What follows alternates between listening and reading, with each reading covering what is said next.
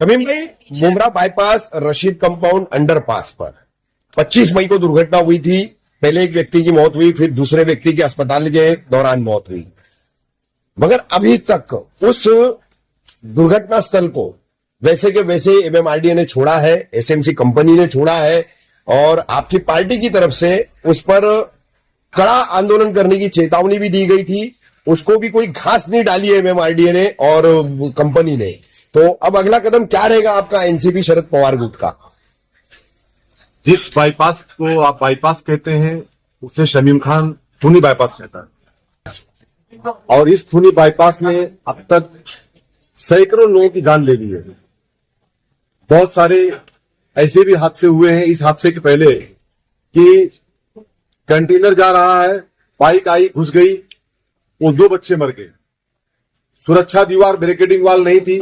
मैं मेरे कार्यकाल के बाद बताऊं आपके माध्यम से, आप तमाम पत्रकार भाई लोग इसकी विटनेस है कि मैं जब समाजवादी पार्टी में था, अनवर भाई, जब से लेकर के मैं मुमरा बाईपास के, मैं मतलब हम सब साथी मिलकर के हम लोगों ने समाजवादी पार्टी से लेकर के हम लोगों ने इसका प्रोटेस्ट का ऐलान करके और कई बार वहां पे जन आक्रोश आंदोलन भी किए हैं। इसकी गवाह आप खुद पत्रकार भाई लोग हैं। उसके बाद आगे के हिस्से में बैरिकेडिंग वाल बनाई गई, सुरक्षा दीवार बनाई गई, बहुत सारे काम हुए, लेकिन ये जो हादसा हुआ ये बहुत दर्दनाक हादसा हुआ है। ये एमएमआरडीए की ये पूरी फेलियर है। ये कंपनी जो ये जो कंपनी है एसएमसी कंपनी जो है, ये फेलियर कंपनी है। हम लोगों ने देखिए, इसके पहले जो हादसा हुआ था रशीद कंपाउंड के नाके पे, वहां पे हमारे वहां के कारपोरेटर से रेहान भाई, हमारे नेता डॉक्टर जितेंद्र अवाड साहब खुद वहां का विजिट किए, हम लोगों ने विजिट किया। अवाड साहब ने खुद जाकर के वहां पे ऐलान किए थे कि, और उन्होंने कहा भी था कि जल्द से जल्द ये काम चालू कर दिया जाए, जैसे कि दूसरा कोई दुर्घटना यहां ना हो। मैं उस वक्त हज पे भी था, लेकिन अब तक इनके कान में जू नहीं लगा। तो मुझे ये समझ में अभी आ गया है कि कहीं ना कहीं बाईपास को लेकर के एक जन आक्रोश आंदोलन करना पड़ेगा। मैं आपके माध्यम से, मीडिया के माध्यम से सबसे पहले ये कहना चाहता हूं कि हमने एक खत कलेक्टर साहब को भी दिया है, शोएब भाई, और हमने एक खत एमएमआरडीए को भी दिया है, लेकिन अब तक कोई काम स्टार्ट नहीं हुआ है। जो टोल नाका है, टोल नाके के बाद जहां दुर्घटना हुई थी, जहां पे एक जाहिद भाई का इंतकाल हुआ था, एक लाल मोहम्मद भाई का इंतकाल हुआ था इस दुर्घटना के अंदर।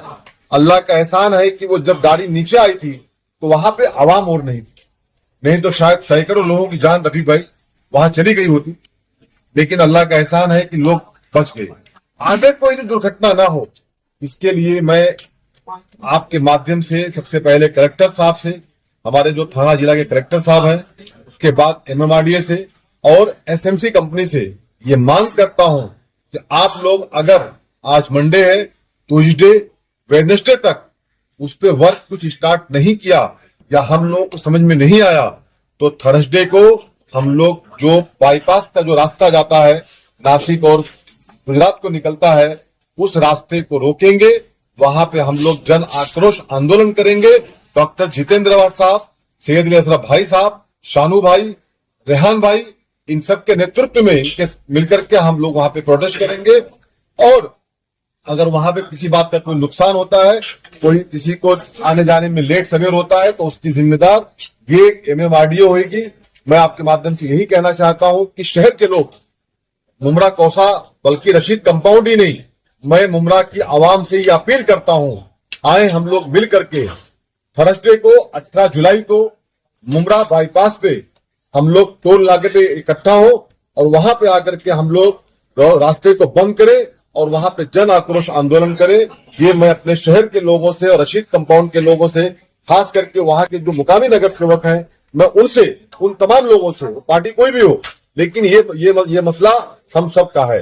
ये जो लोग मर गए, जब मैं इनके घर पे गया था तो मुझे आज भी याद है, इनकी इस फैमिली को हम लोगों ने 1 लाख रुपए का चेक दिया था हमारी इत्तेहाद वेलफेयर ट्रस्ट की जानिब से। 50,000 का चेक हमारे बड़े भाई एक्स राज्य मंत्री सैयद अली असरफ भाई साहब ने दिया था, लेकिन उसके बाप को कोई लौटा नहीं सकता। जो मासूम बच्चे थे ना, उसके बाप को कोई लौटा नहीं सकता। तो आए हम सब मिलकर के मुकाबला करें और इनको मजबूर करें कि आपको काम चालू करना पड़ेगा, बैरिकेडिंग वाल, सुरक्षा दीवार बनानी पड़ेगी। यही मैं आपके माध्यम से मांग करता हूं।